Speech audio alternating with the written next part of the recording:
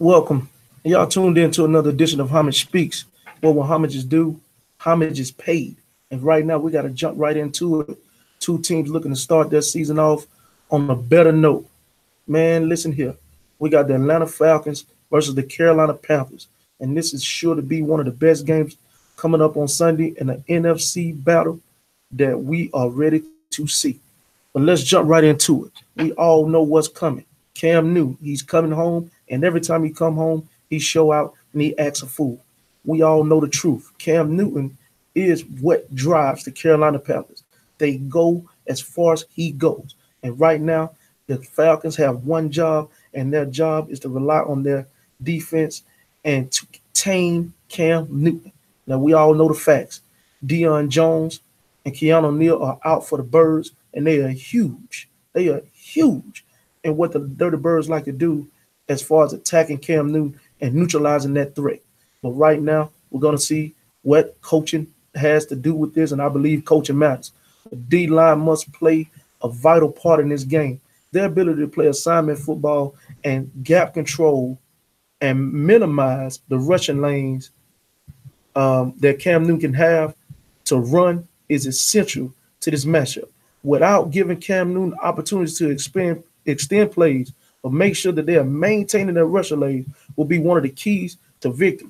Prime example, the Dallas Cowboys rushed Cam Newton 43% of his dropbacks, which resulted in 161 passing yards. Now, I don't think that going forward that's gonna be the same way. I believe that Dallas was able to get after Cam Newton very, very differently than what we're gonna have to do it from a strategic standpoint. I think we're gonna have to run more zone blitzer concepts to make up for the loss of Neal and Jones.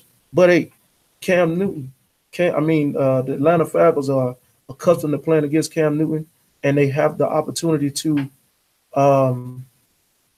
make sure that they contain Cam schematically, opposed to just trying to bull rush. Now, I'm sure everybody understands that the Falcons have had one of the top offenses in the history of football dating back to 2006. Matt Ryan has taken a heap of criticism. Going forward, we understand the facts. The Falcons lack an identity. In 2006, we had an identity. We were a running team. Matt Ryan has had his most success as a quarterback when he had a running game. The running backs established themselves. That allows Matt Ryan to turn his back to the defense, run play action passing, and be able to make the plays down the field, which makes up for lack of arm talent because we're actually dialing up these plays. So he's throwing these deep balls with anticipation.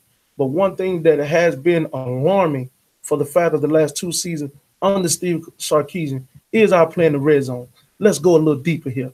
In 2016, under Kyle Shanahan, in the red zone, the Falcons threw the ball 95 times, completed 63 of those passes.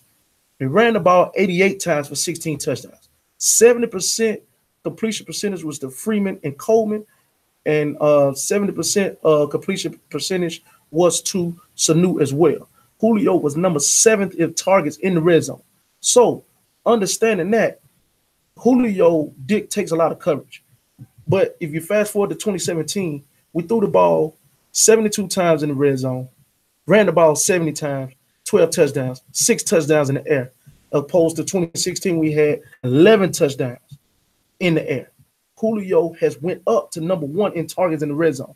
Everybody complain about Julio getting the ball. When he goes to number 1 in targets in the red zone, now the Atlanta Falcons have allowed teams to dictate the coverage, which hurts Matt Ryan. The difference between Steve Sarkisian and Matt Ryan, the difference between Steve Sarkisian and Kyle Shanahan was that Kyle Shanahan understood the weaknesses of Matt Ryan, and he understood that Matt Ryan, lack of arm strength and his ability to want to force the ball to his star receivers, then Roddy White, now Julio Jones, is a mistake. So what Kyle Shanahan was able to do was design the offense which allowed Matt Ryan to execute, and go through his progressions, opposed to just looking at Julio and making sure Julio get the rock.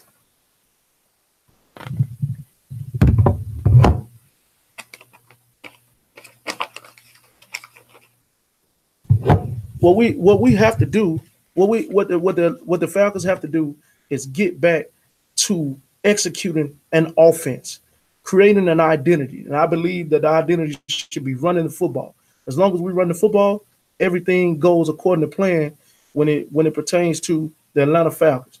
Allow Matt Ryan to establish Hooper, Sanu, Ridley, Coleman, Freeman, Julio will follow.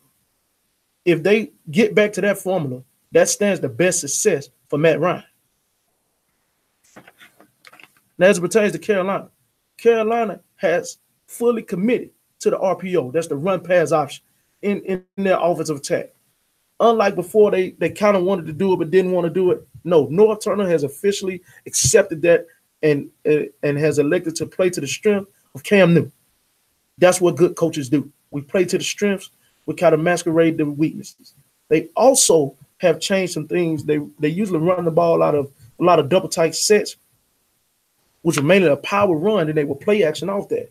Now North Turner, understanding that's something Cam Newton is comfortable with, he has added a wrinkle to that by designing a bootleg action, which still creates a run pass option for Cam Newton, meaning Cam Newton, though, is the run and the pass option, opposed to just running the dive read where he can actually run the ball, he can hand the ball off.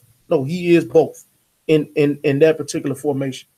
And also, this has also allowed Cam Newton show last week that his improvement in the short and intermediate passing game because of the route concept that North Turner has designed has improved them. I've seen a lot of more drags and skinny posts coming underneath there opposed to just 10-yard digs or two seams and slants coming underneath it, and Cam using his arm strength to make that play. North Turner has designed better route combinations and route concepts in order for Cam Newton to be successful. Cam Newton has to complete those short to intermediate passes this week in order to open up some opportunities for him to go down the field. Carolina has one of the top 5 defensive lines in football. They will rely on their front four to keep their linebackers free, to drop them in the zone coverage and try to get Luke Kuechly and Shaq Thompson to undercut some of these timing patterns that Matt Ryan likes to throw and Steve Sarkisian like to call.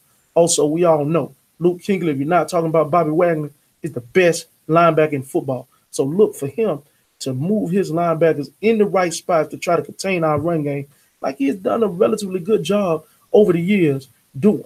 But at the same time, losing Greg Olsen and that right tackle is going to be huge for Carolina. So expect North Turner to make a lot of adjustments here in the passing attack by going to 3 wide receiver sets and 4 wide receiver sets to utilize some of their skill sets. Also, you're going to see some formations where you're going to see more formations where people are split out wide and able to get some things done. So going forward, I actually believe that the Atlanta Falcons are going to protect their home field, get things back under control, and win the game by at least 10 points. And with that being said, you tuned in to another edition of Homage Speaks.